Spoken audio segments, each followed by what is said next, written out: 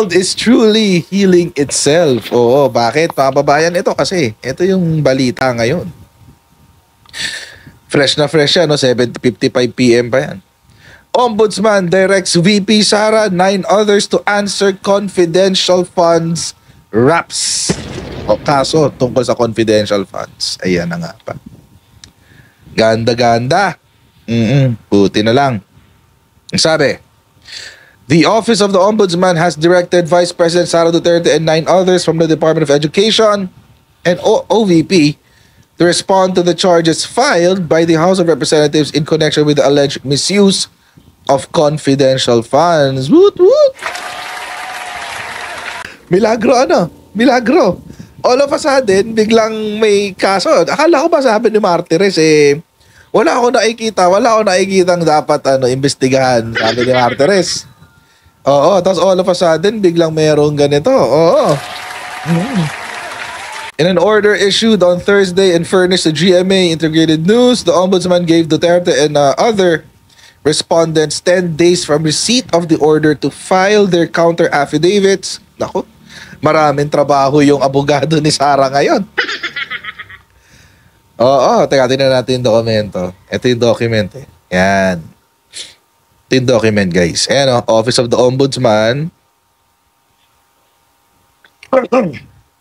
So, ang complainant is the House of Representatives, specifically the Committee on Good Government and Public Accountability. Ito yung parang nila.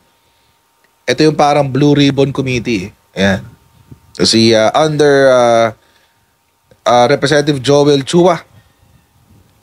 Ito na nga. Ayan respondents. Respondents, Sara Zimmerman Duterte Carpio, Edward Fajarda, Gina Acosta. Uy, di na nadamay si Gina Acosta.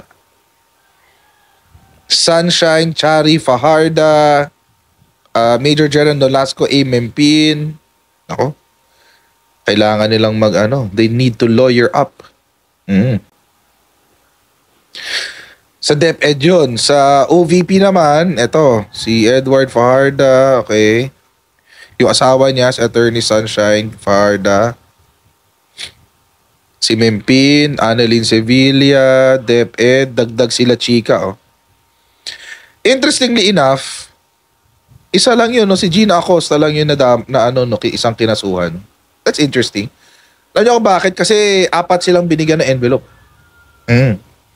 Pero ang napasama lang dito ay hindi, iba pala yung sa envelope. Iba pala. Si Gina Acosta pala yung SDO ng confidential funds.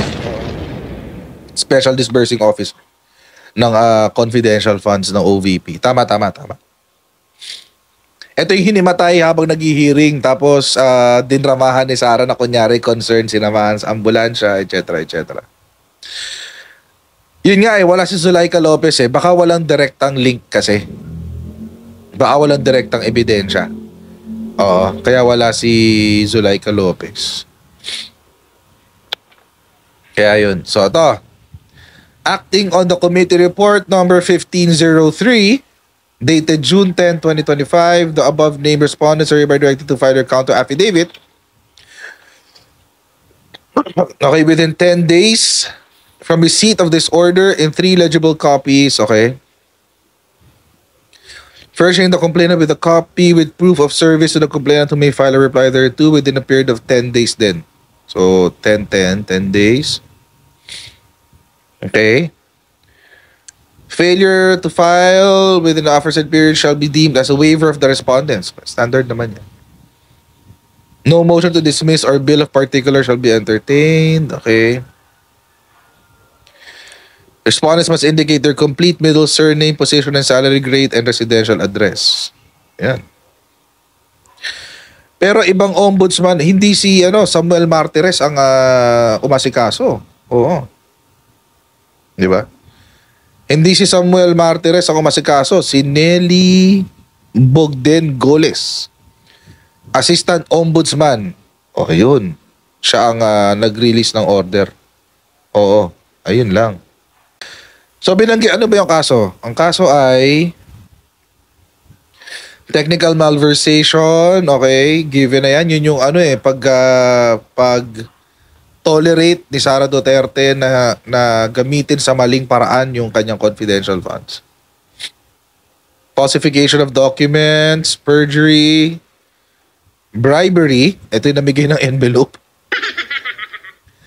Okay, corruption of public officers, plunder, patay, betrayal of public trust, and culpable violation of the Constitution.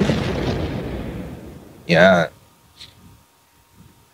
Okay lang ba nasabay ang Senate impeachment at criminal case sa judiciary? Well, technically, hindi pa nag-uumpisa ang criminal case. Wala pa. Oo. Mag-iimbestiga pa sa ombudsman. Technically. Well, technically rin, hindi pa rin naman nagsa-start si impeachment trial. But, yeah, pwede naman magsabay yun. Pwede naman magsabay yun. Aaprubahan kaya yan ni Martires? Actually, mukhang na-issue na. Kasi, eto na, nailabas na eh. So, issued na to. Oo. Good luck kay Martires, hindi na niya maitatago yung salin ni Sara. Oo, hindi na niya maitatago. Dalawa yung kaso dito. Good luck. Ano ba yung sinasabi na House resolution? Wait, puntahan natin yung may House resolution. Okay. Ayan committee report pala, sorry. Committee report number 1503. Ito po yan mga kababayan. Naalala nyo nung June 10 ay nag-privilege speech si Congressman Joel Chua. Okay, so si Congressman Joel Chua, nag-privilege speech siya. Mahaba ho privilege speech siya, mga 14 minutes, pero naglabas ng video ang Young Guns. Naglabas sila ng video at sinamarize nila basically yung nangyari. Yung privilege speech.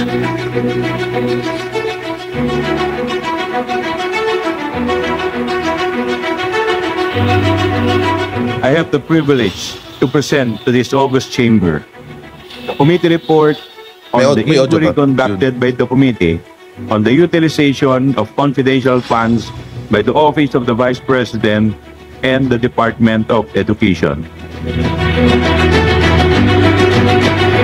Revealed during the committee hearing, the OVP received 500 million in confidential fund and 112.5 million for DepEd for the total disbursed of 612.5 million of confidential fund under the directives.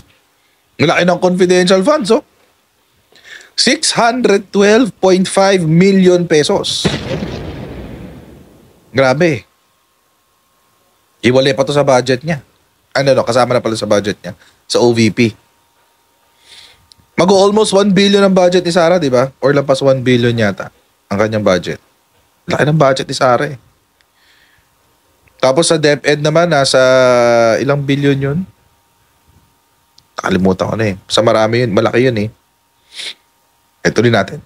Of the Vice President. The OVP spent 125 million in 11 days, averaging 11.36 million per day in 2022 alone, covering the period from December 21 to 31, 2022, and was issued FOA disallowance notice.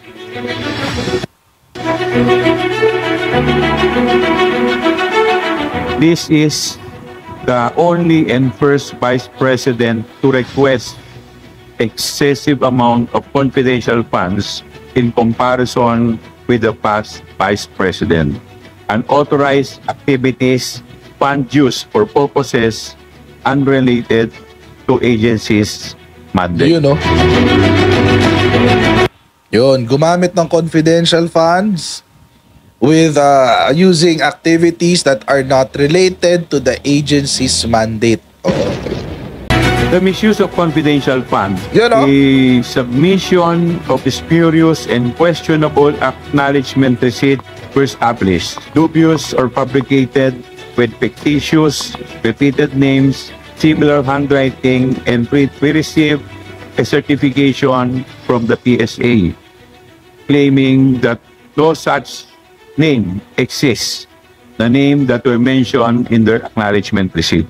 The OVP does not have a national security mandate and use confidential funds on programs, activities, and projects Okay, not in the PFP. not in the PFP.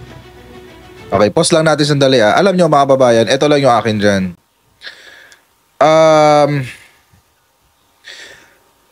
Pwede ho kasi ang confidential funds sa mga civilian agencies. Nandun din ho yan sa rules, sa implementing rules. Pero kasi mga kababayan, dapat kung gagamitin mo ang confidential funds sa isang civilian agency tulad ng OVP, dapat yung use of that confidential funds is related to security of the department. So, halimbawa, magbabayad ka ng additional na security or meron kang naririnig o nababalitaan na may mag-assassinate sa'yo, kukuha ka ng additional security. Yung pwede yun. Pero kung gagamitin mo bilang pang-upa ng pahingahan, halagang 16 million, wala na, hindi pwede yun, guys.